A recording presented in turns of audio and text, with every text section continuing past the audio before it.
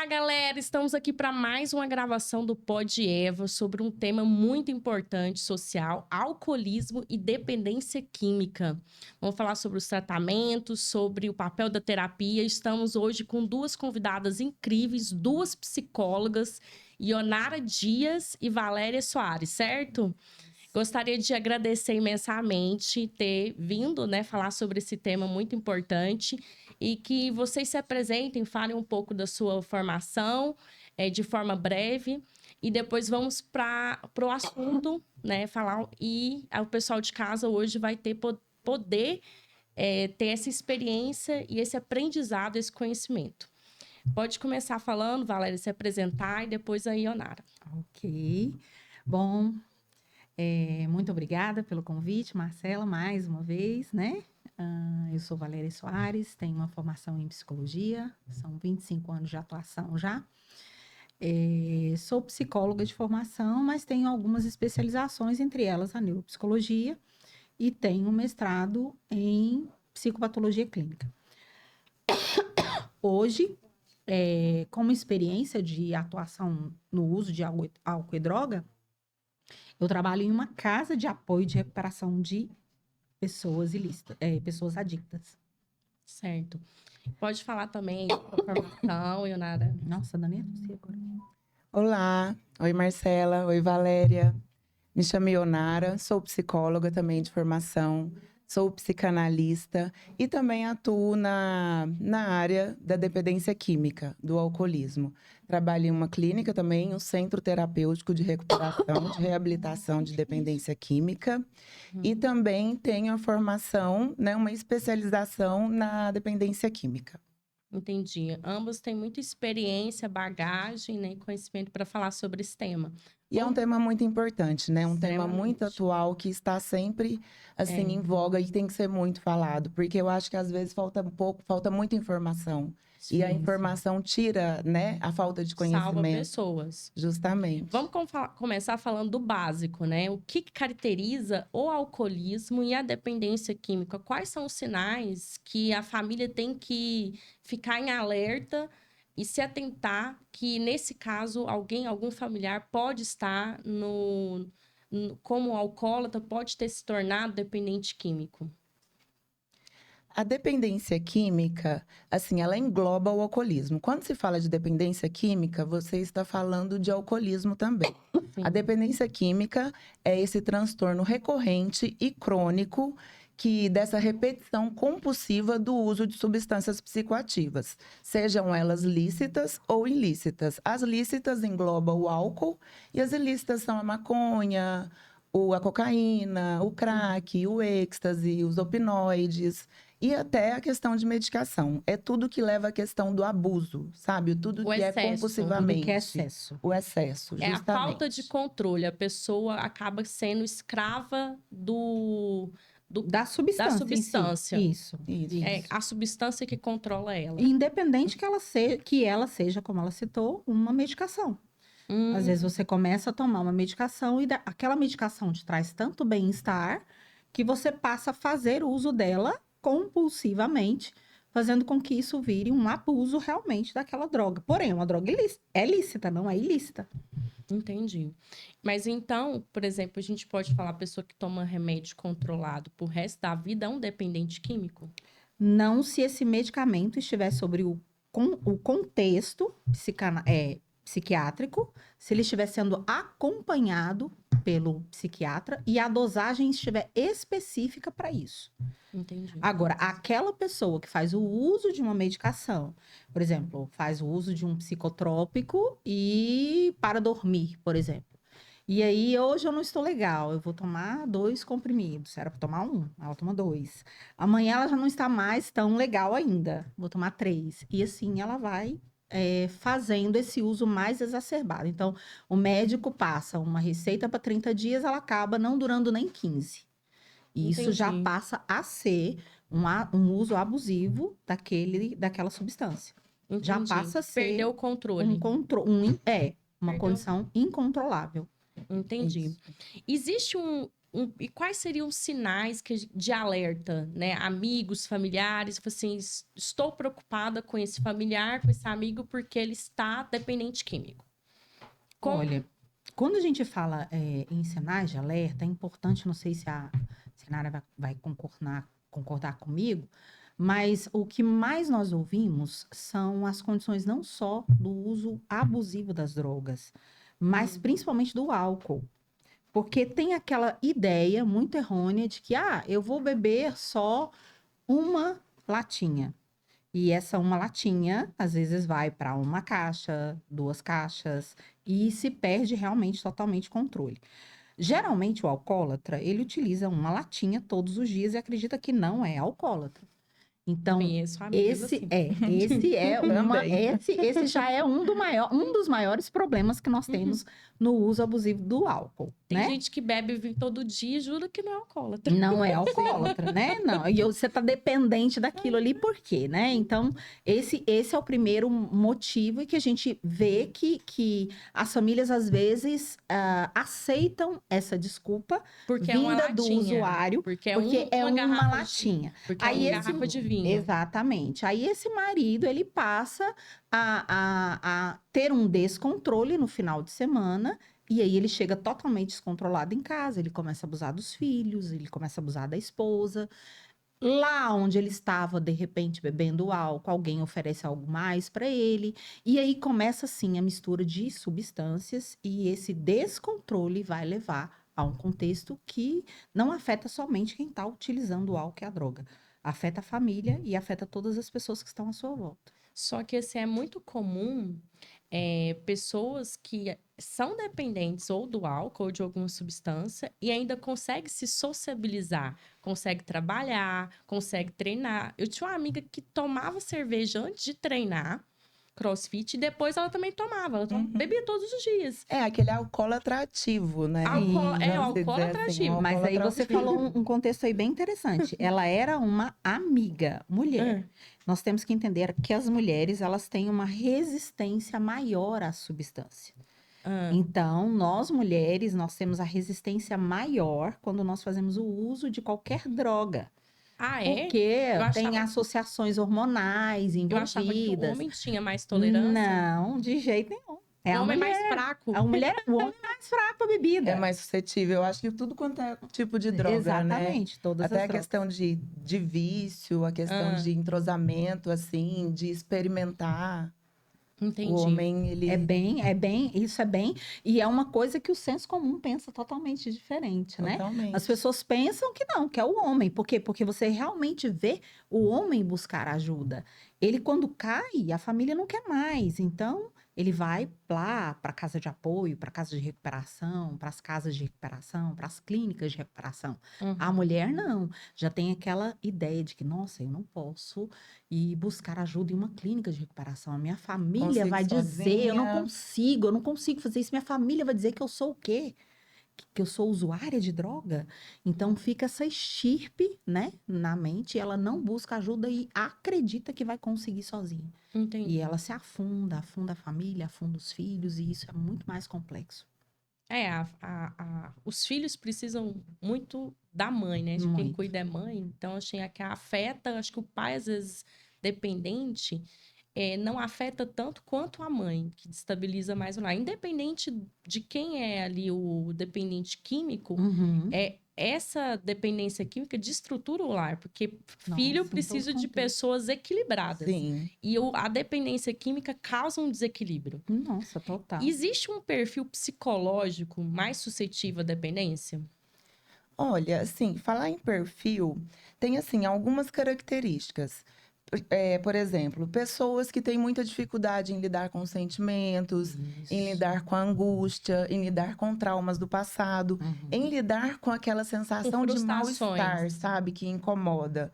Pessoas que têm um perfil compulsivo, eles também, impulsivo também. Pessoas que passaram por traumas ou por abusos. Isso. Então, tem, assim, uma certa estigma de que pessoas que vivenciaram essas situações, elas são mais propensas a desenvolver o alcoolismo, a dependência química. É assim, é um pouco maior, mas não que Mas os não que isso outros... seja uma regra, uma via de regra. Sim. Uhum. Mas elas são mais suscetíveis. Mas também existem as pessoas com transtorno, né? Por exemplo, a gente pode falar aí de um transtorno muito comum que está saindo muito, que é o TDAH. É uma pessoa que geralmente tem por si próprio ou a hiperatividade envolvida ou a impulsividade envolvida. Sim, Então, esse transtorno de contexto humor. acaba, né, fazendo com que o indivíduo, por fuga, ele vá para o uso da droga ilícita. Fazendo uma reflexão aí, geralmente a pessoa que é viciada, que é dependente químico, seja por qualquer tipo de substância, seria uma fuga, uma válvula de escape fuga da realidade. Geralmente, Ele está né? tentando tampar um vazio, uma ferida Sim. emocional que não foi tratada, curada? Sim, geralmente é isso, né? Porque é a sensação. Vamos imaginar, se nós estamos nós três aqui em uma festa, né? Geralmente, para descontrair, para rir mais, o que que a gente faz? Bebe. A gente bebe, né? Nem que seja o copinho de água tônica. Mas a necessidade de estar com alguma coisa na sua mão para que você se sinta estabilizado é uma condição do próprio sistema límbido. Então, nós seres humanos temos isso. Uhum. Aquela pessoa que geralmente é muito tímida, ela vai para uma festa, ela vai para um bate-papo, ela vai para um happy hour, ela não consegue ficar sem o copo. Entrega logo o copo para ela, porque ela vai ficar feliz, entendeu? Porque ela fica com o copo na mão, pelo menos ela não fica ali sem saber para onde ela vai. Sentindo Mas deixa ela perdida. deixa ela sem copo, você vê. Ela fica Uhum. totalmente perdida. Isso é muito interessante mesmo, porque eu escuto alguns relatos, né, de pacientes, aí eles falam assim, olha, eu tenho fobia social, eu não consigo conversar com ninguém, mas aí eu saio para beber. Uhum. Quando eu saio para beber, é só eu começar a beber, eu vou pro bar, aí eu converso com todo mundo. Aí eu falo, por isso que eu gosto de beber, porque quando eu saio e eu bebo, eu converso. Porque quando eu tô em casa, eu não consigo conversar com ninguém, eu fico trancado no quarto, Exatamente. fico depressivo. Mas mal ele sabe, né, que tá ali num processo Tem de um repetição. sistema que tá. É o próprio sistema límbido, ele abre para isso, né? O álcool, ele desestabiliza o sistema. Então, aquilo que você coloca como não, eu não posso realizar, ele abre, pode fazer tudo. Então, pode fazer tudo. A Então, pessoa perde o ela filtro, né? perde Desinibe. realmente o filtro e aí ela passa a ficar totalmente livre, solta, para falar o que ela acredita e o que ela... E aí, isso às vezes também traz dependência, porque vamos falar de grandes homens, né? Pessoas que têm que viver na sociedade, que têm que enfrentar ali, muitas vezes, no seu trabalho, né? Uhum. Outras pessoas, e são pessoas tímidas, são pessoas difíceis de conversar ou de falar, né? Sobre os próprios contextos, para elas é muito mais fácil que você entregue um copo de vinho, que você traga um uísque. Então, para ela é muito mais fácil. E isso leva, sim, à dependência, com toda certeza. Sim. Eu já tive pacientes de poder aquisitivo altíssimo, mas que começou exatamente dentro do parlamento ali, no uso, na troca do uísque, porque necessitava disso para soltar um pouco mais a comunicação. E tem muito isso mesmo, né? A dependência química, o vício em si, ele não escolhe classe social, raça, sexo, cor. Não tem essa história. É Como as pessoas qualquer um está suscetível, sujeito. tá sujeito. Uhum. É desenvolver mesmo a pessoa para não ter necessidade de usar um álcool, seja para se soltar, para conversar, ela tem que ir para uma terapia, ir para um curso de oratória, de melhorar a comunicação, porque Sim. tem outras formas dela desenvolver e melhorar isso. E não ir para a válvula de escape, que é o álcool, que é a fuga, né? Uhum. Com relação à análise da psicanálise, como que a psicanálise compreende esse uso de substância? Existe uma ligação inconsciente? Como que ela analisa isso? Existe sim uma ligação inconsciente.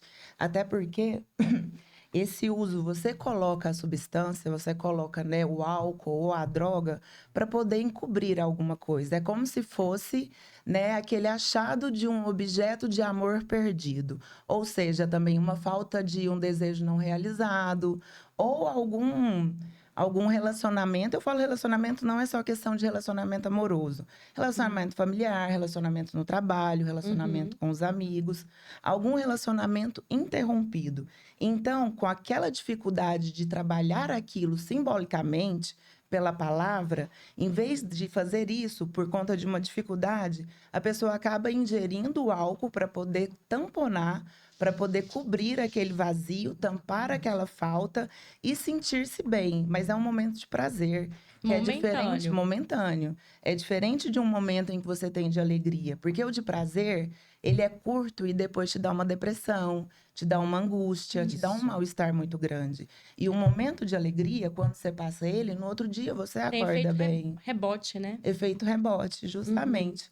E Freud já dizia também que a gente é regrado pelo princípio de prazer. Então, a gente sempre busca a satisfação. E assim, a gente busca a satisfação e busca também não sentir desprazer, não sentir desconforto.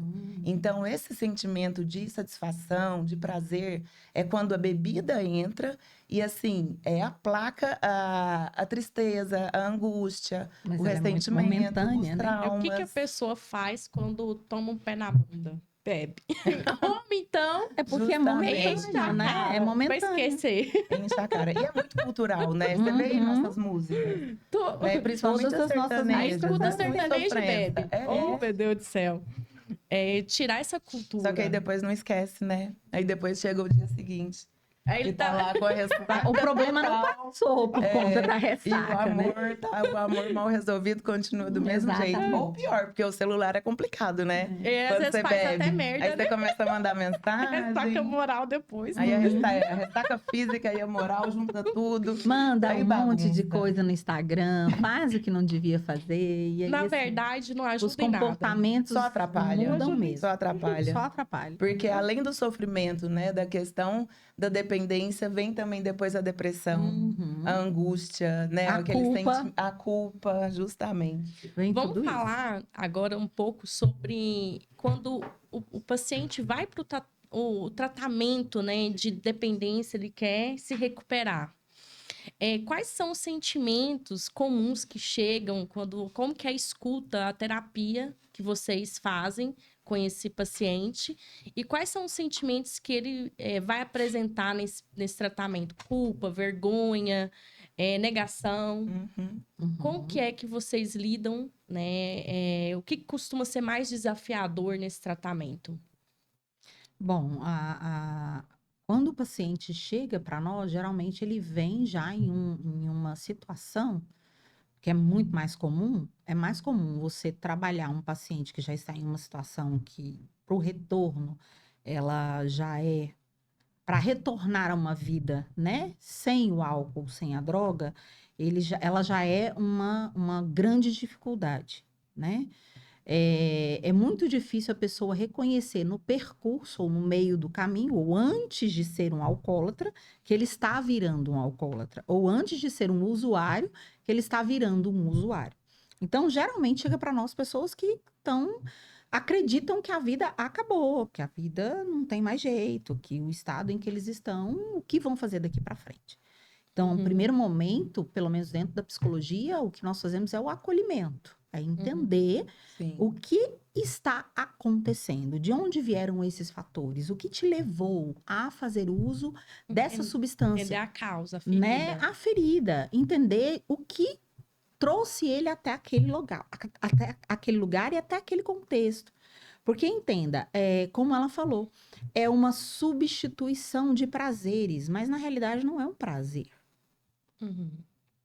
Certo? Na realidade, é uma substituição de algo que vai trazer algo para você, vai trazer uma situação no dia seguinte para você pior do que aquela que você estava. Então, não é uma boa substituição. Mas ele tem essa compreensão antes? Não. Então, geralmente, quando chega para nós, chega realmente, totalmente, assim... Já deplorável. totalmente em estado deplorável. Quando não está em situação de morador de rua, né? Em situação Muitos de casos, vulnerabilidade, a a grande perde parte tudo para é em comprar situação droga. de vulnerabilidade. E aí, nós temos que fazer esse acolhimento, entender essas feridas, né? Mas o que eu vejo no meu trabalho, quanto maior desafio, é os momentos grandes de abstinência. É quando a abstinência realmente, ou quando a droga vem te cobrar ela mesma. Porque o cérebro, ele Vai cobrar a vai. substância. Sim. Ele- Ele precisa daquela dose de dopamina, Uhum. né? Ele precisa sentir aquela sensação de prazer, vamos dizer assim, aquele gozo, Mesmo como que se seja diz falsa. Lacan.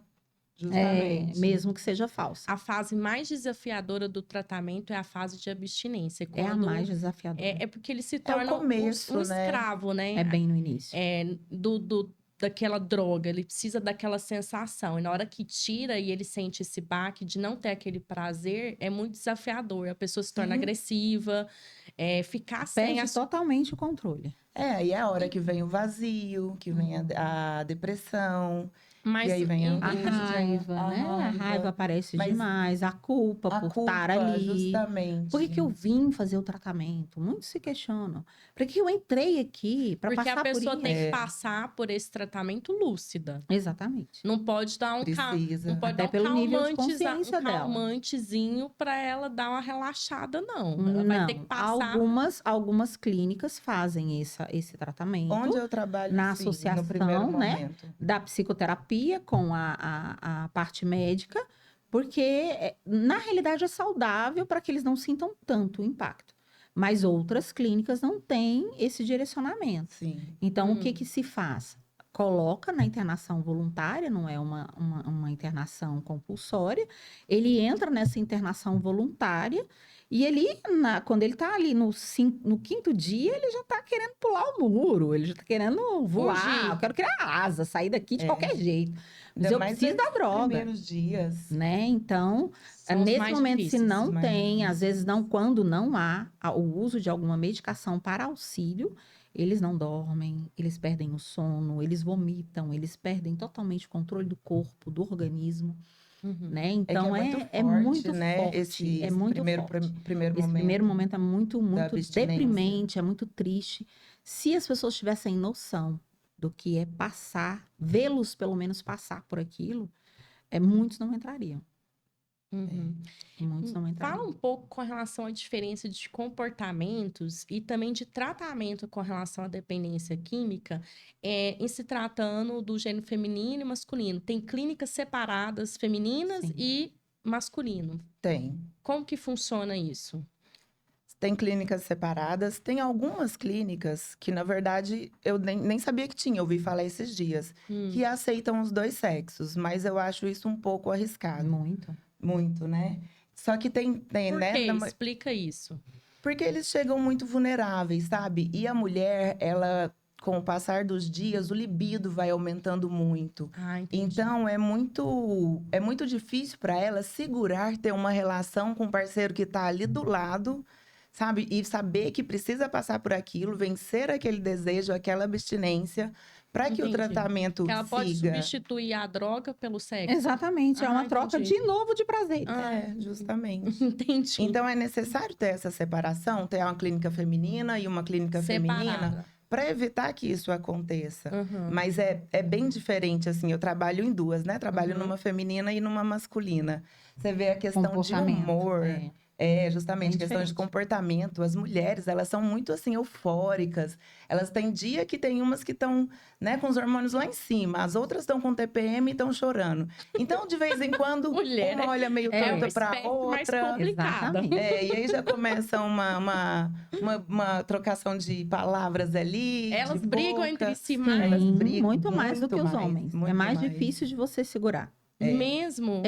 E elas Eu são achava muito que- carentes, Eu assim, achava que os sabe? homens eram mais agressivos. É Não. porque, como eu falei pra você, a ação da substância na mulher ela é mais intensa. Ah, entendi. Então, automaticamente, a abstinência dela também vai ser mais intensa. É. Nós temos vários hormônios que nos comandam.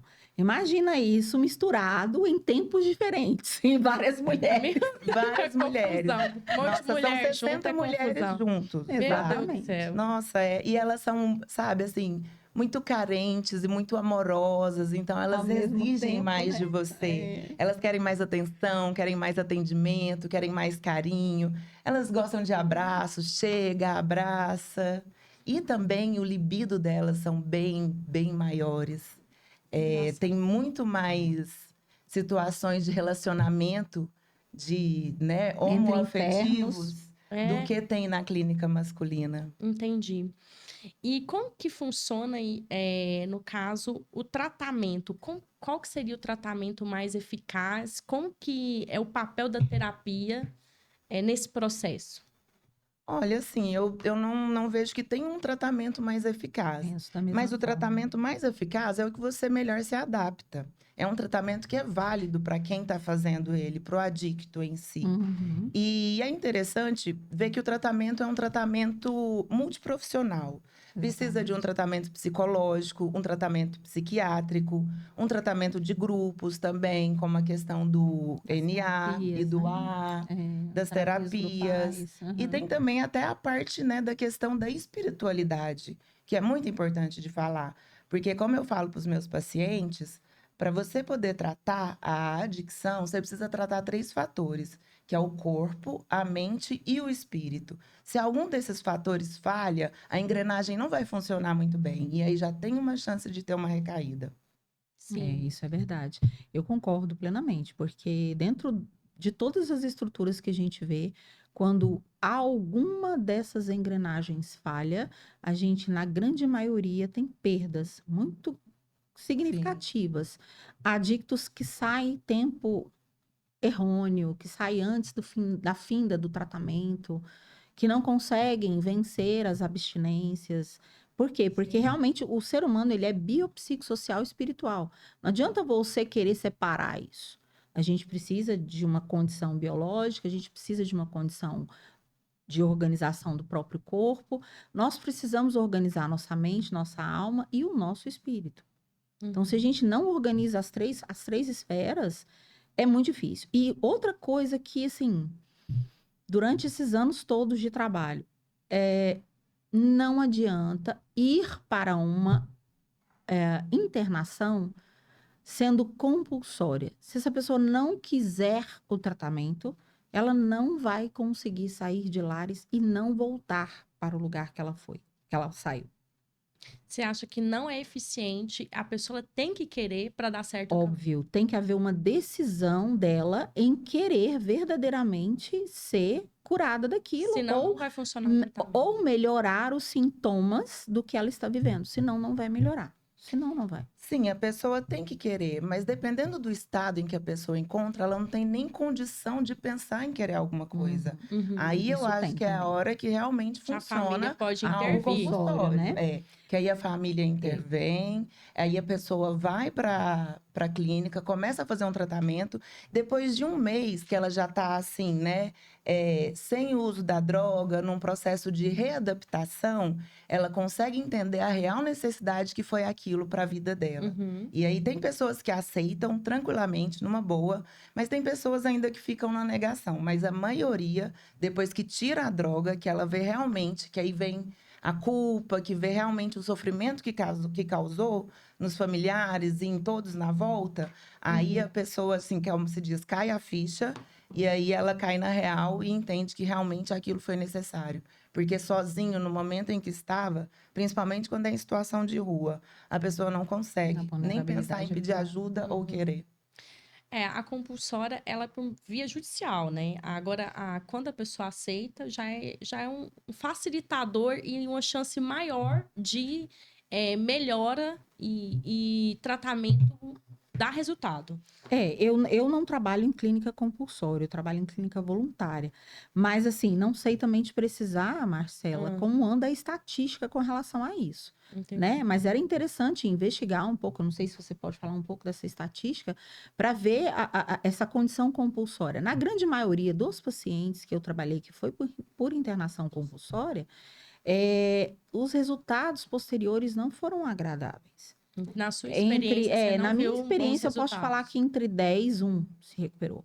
Porque aí volta para o seio familiar e aí uma brecha que existe, ele volta ou para o uso do álcool ou para o uso da droga.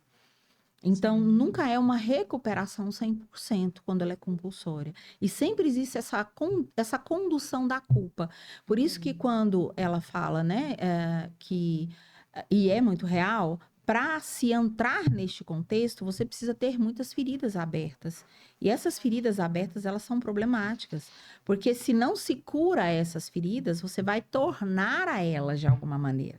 Então, eu fui abandonado. Vou citar um exemplo aqui, não é o caso de todos, mas eu fui abandonado pelo meu pai. Meu pai era um cara que não cuidou da minha mãe, batia na minha mãe, largou, nos deixou sozinhos. Minha mãe criou essa família, né? Então, ele já é uma pessoa que vem com uma ferida emocional desde a infância que abalou a vida dele por completo. Você acha que ele fez uma internação compulsória durante um tempo para não se tornar, de repente, um próprio pai, que era o que ele tinha, e quando passa um determinado tempo, ele não volta, se ele cai novamente. Será que ele aprendeu a lidar com as frustrações? Será que ele entendeu que aquela ferida não era dele? Né? Que aquela ferida daquele pai não é para ele resolver? Ele precisava entender que aquele pai precisava de um olhar diferenciado daquele olhar que ele tinha, até porque ele era criança para entender isso. Então, se esse trabalho não é feito por completo, é muito difícil uma compulsória ter ali no futuro. Eu não estou falando na hora que sai da clínica. Na hora que sai da clínica tá tudo bem. Mas 6 meses depois, 3 meses em diante, como fica esse paciente? Essa estatística é o que nos preocupa. Entendi. Quais seriam, né, os indicativos, critérios para internação? Como que vocês avaliam isso? Por exemplo, um familiar pode querer a internação e convencê-lo de internar e ele aceitar. Mas como que é o olhar do familiar? Como que é a visão da psicologia nesse ponto? Como que você analisa que esse caso aqui a pessoa tem que ser internada? É quando o sofrimento chega ao esgotamento. É como não tem, vamos dizer assim, como não tem mais nada o que fazer. Como já está todo mundo adoecido, o adicto em si, a família, que é um codependente também, que adoece muito, ou às vezes até mais, porque a família, além de vivenciar tudo aquilo, ele vivencia aquilo, mas só que sem droga. O que a gente fala que ele vivencia aquilo de cara. Então ele não tem aquela amortização da dor. Ele vive aquela dor realmente vivida. Na intensidade dela, né? Diferente do adicto, que tá sentindo aquela dor, mas aí o que ele faz? Ele vai lá e usa a droga como forma de anestesia. Ele usa a droga como uma maneira de sair dessa dor, né? É como se tivesse, vamos dizer assim, ele cria na cabeça dele uma história que é tão real, que como se estivesse tudo bem, e que, na verdade, o errado são os outros, e não ele, que aí ele acredita naquilo. E ele vai fazendo aquilo de uma verdade tão grande que aí ele acha que não está causando sofrimento, que a pessoa às vezes é fraca porque está sofrendo por causa disso. E aí vai criando esses montes de fantasia na cabeça. Entendi. Esse acompanhamento psicológico, ele é muito importante tanto durante o processo, quanto também após a internação. Exatamente. É necessário também um acompanhamento depois dele sair da internação. Sim. Né? Eu falo que isso não é só para alcoólicos anônimos, gente. Isso é para todo tipo de uso de medicação. Entendi. É porque, como a gente havia falado, as feridas não quer dizer que por você ter passado 1 ano, de repente, em uma casa de recuperação, 10 meses que seja, você conseguiu curar todas as suas feridas. Existem feridas que ainda estão ali, que precisam ser mexidas, que precisam ser curadas. E essa terapia, a psicoterapia e também a terapia de grupo, né, do Alcoólatras Anônimos, elas se complementam. Tanto ele pode participar da de grupo, quanto tratar essa terapia individual, né? Sim, sim. E quanto mais se estender, a chance dele não voltar, dele recair, talvez se torne menor. Se torna, porque ele passa a conhecer o indivíduo que verdadeiramente ele é. Ele não fica se enxergando no passado ou se enxergando nos traumas que ele vivia ou que ele vivenciou. Então, ele passa a se autoconhecer. É a falta de conhecimento de si mesmo, né? E que todos nós temos. Alguns, obviamente, não vão tratar isso com a droga. Outros vão buscar outros meios para tratar. Vão buscar a terapia, vão buscar outras formas de tratar o autoconhecimento. Agora, existem pessoas que não se conhecem e que vão buscar esse autoconhecimento, uma fuga na droga, no uso de substâncias que vão anestesiar a dor. Sim, como que a terapia também vai contribuir para reconstruir essa autoestima? Porque depois que ele cai a ficha, ele começa também a ter sentimento de vergonha, de culpa pelas coisas que ele fez nos momentos de dependência. Como que a terapia também ajuda a melhorar a autoestima desse paciente, né? Você pode falar um pouco mais sobre isso? Eu acho, assim, que é um processo que é do tratamento, assim, um dos mais importantes. Porque se não tiver esse autoconhecimento, se não tiver esse reconhecimento através do próprio olho do paciente, ele não vai conseguir seguir em diante. Igual a Valéria falou, né? São feridas que precisam ser realmente tratadas para você entender aquilo, para você poder saber lidar com aquilo. Porque, às vezes, a gente escuta muito o que nós somos pela boca do outro. E a verdade do outro... com a palavra. vai tornando verdade para você. E, às vezes, não é nem aquilo. Então, o processo de análise, o processo terapêutico, ele entra justamente para poder fazer... essa ajuda, sabe? Essa ajuda desse reconhecimento de você olhar para você e saber realmente quem é você. Mas não pelo olho do outro, pelo seu. É uma quebra de crenças mesmo, né? São as crenças que você vai trazendo para sua vida e vão sendo construídas. Isso aí, é uma mãe que às vezes no momento dela falou alguma coisa e para ela não era nada, mas para você foi alguma coisa. Entende? Então, são crenças que vão vindo e sendo construídas ao longo da sua vida. Mulheres aí, homens com 60 anos, que estão no uso de drogas há 5 anos, por exemplo, começaram com isso depois de um casamento que foi à bancarrota. Então, às vezes não é nem tanto a ferida que teve lá de um pai que abandonou, mas mais esse segundo ou terceiro abandono que ele vivenciou de uma esposa. Isso. E aí ele não consegue, e aí ele vem acreditando verdadeiramente. Nossa, se meu pai me abandonou, se a minha mãe já não me quis mais, e aí agora vem a esposa não me quer, e aí meus filhos não querem saber de mim. Então, é uma crença que vai sendo construída e reconstruir. Aquilo que não curou se repete. Vira meio que, né, um efeito cadeia. Vira um ciclo. Vários trauminhas que aí chega, de repente, um momento em que eclode. Que a pessoa não consegue mais suportar. Tem também uma questão de repetição de padrão. Geralmente um pai alcoólatra, tem filhos, se tornam também alcoólatras. Pessoas da família alcoólatra, tanto por genética, quanto também por repetição de comportamento. Sim, repetição de comportamento, genética, ambiente... Condição ambiental. Como que, depois que esse paciente sai da internação, como que esse ambiente familiar pode ajudar ou prejudicar no processo? Depende muito, né? Por isso que esse acompanhamento que você falou, Marcela, ele é importante. Não é, internou durante um determinado período, agora eu vou levar para casa e vai ficar tudo bem.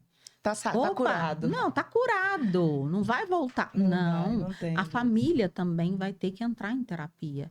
A esposa que aceitou de volta vai ter que entrar em terapia. Todo mundo precisa tratar. O adicto da mesma...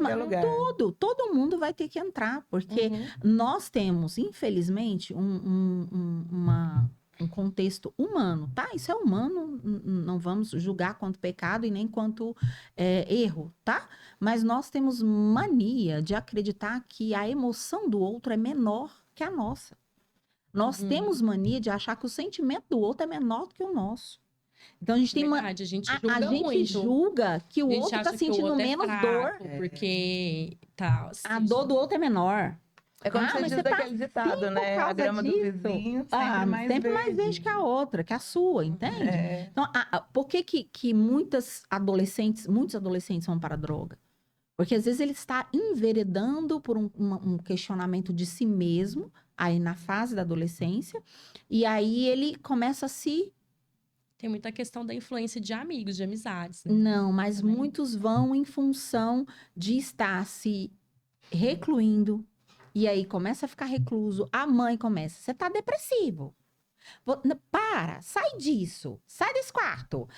Então começam falas, e essas falas, elas não soam como quem está sentindo que eu estou sofrendo. Elas soam para eles como você está me atacando também. Eu já estou sofrendo e você ainda está me atacando? Existe uma E falta banalizando o sofrimento, Exatamente, né? ainda tá achando que Isso é o que eu falta tô do que sentindo não é fazer. nada? Vai procurar fazer alguma coisa Uai, que então vai é passar. pouco que eu tô sentindo? tá menosprezando ao invés de acolhimento. Exatamente. E aí, nesse âmbito, nós não estamos preparados, realmente. Os pais não estão preparados para isso. Entendi. Os pais não estão. E como que funciona a questão, no caso, das recaídas, né? Como que lidar nesse processo terapêutico para não recair e se a pessoa recair, resgatar ela de novo? Como que vocês lidam com esse processo? Então, para não recair, é até aquilo que a gente já tinha O comentado, né? acompanhamento, O tratamento deve continuar. O tratamento não é só ali aqueles meses que você está internado. Precisa dar continuidade. Você precisa. E o que eu falo muito para meus pacientes, às vezes, se não tem como, procura um CAPS. O CAPS hoje em dia te fornece tanto auxílio, te fornece auxílio médico, auxílio psicológico, grupos de apoio. Sim. Isso dá medicação, isso é muito importante. Então, precisa continuar o tratamento. Você precisa continuar tratando o corpo, a mente e o espírito. Procura o que fazer, precisa ter uma mudança de A pessoa ter hábitos. uma religiosidade, a pessoa também buscar uma fé em Deus para curar, para melhorar. Nossa, isso é essencial Isso faz o tratamento ter tem um maior resultado, impacto, tem um maior resultado impacto. melhor. Porque quem não tem, geralmente, eu não sei se com você acontece isso, né? Mas quem geralmente não tem um ser a quem ele acredita, geralmente ele chega na clínica falando assim, eu já quero é morrer mesmo. Por né? O que eu tô fazendo aqui? Já era pra ter morrido. Por que um carro não me atropelou? Por que não me mataram lá na rua? Então, assim, esse temor de um ser supremo, ele faz com que o indivíduo tenha um pouco mais de cautela no retorno também. A nossa área espiritual nos auxilia a não colocar, muitas vezes, o pé onde a gente talvez não tenha mesmo que colocar. Então, o auxílio espiritual, ele é muito importante em qualquer contexto terapêutico. Não é só no uso do álcool e da droga. Qualquer transtorno. Qualquer situação. Você precisa ter algo em que acreditar. Se você perde o sentido da vida, onde vai? Sim. Né? Você fica igual a Alice. E eu Né? recebo alguns pacientes que vêm de recaída. E aí eu pergunto, mas e aí, o que aconteceu? Por que, né? E tem vezes que são pacientes que ficou 1 ano, 2 anos, sem poder ter uma recaída. Falou, tava tudo indo tão bem, eu tava trabalhando, tava malhando, eu tava indo pra igreja. E aí peguei e achei que tava tudo bem, fui parando de tomar as medicações, Geralmente fui parando de ir pra igreja. É a mesma história. Aí é a hora que acontece. Qualquer digo igreja, assim, é qualquer entidade, qualquer denominação, entidade religiosa. Qualquer entidade, qualquer localização religiosa. Sim. E como que esse vínculo familiar, de amizades e companhias pode ajudar ou prejudicar esse processo aí de tratamento, né? Como que vocês avaliam? Olha, isso precisa ver se as relações não são relações tóxicas, né? Não é porque é pai e mãe que a gente não vai falar de toxicidade. Pai e mãe também pode ser tóxico para os filhos. Como o marido pode ser tóxico para a esposa pode ser tóxica para o marido, filhos podem ser tóxicos para você. Então, é necessário que a gente entenda o grau de toxicidade disso. E se quem está envolvido nesse tratamento está disposto a mudar determinados comportamentos também. E às vezes até se afastar. Ou se afastar. Às vezes isso é uma escolha, né? A gente tem que amar todo mundo, gostar de todo mundo, você não precisa, certo? Amar todo mundo é uma função Não precisa divina, conviver. né? Mas você não precisa gostar, todo mundo tem que ficar grudado nele, convivendo com ele todo dia. Não precisa Certo? conviver. Então, você precisa entender qual o nível de toxicidade para poder fazer esse apontamento. Se é necessário afastar, se é necessário, de repente, dar um tempo, ir menos vezes na casa da mamãe, ir menos vezes na casa da ex. Porque tem uns que separa, mas vive na casa da ex. Então, tem vários contextos que você Cada vai coisa. entendendo ali quando a gente vai pegando os pacientes para trabalhar. Mas é necessário que você, sim, dê alguns bastas, separe algumas condições para que não volte.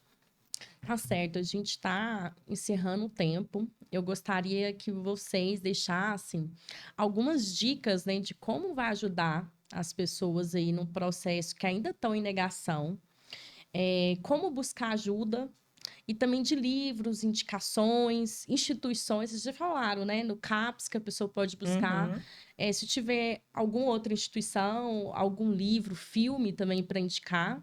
E também pode deixar também o Instagram para você, para quem quiser fazer um acompanhamento com psicólogo e buscar ajuda, né, com vocês. Quem quer começar falando?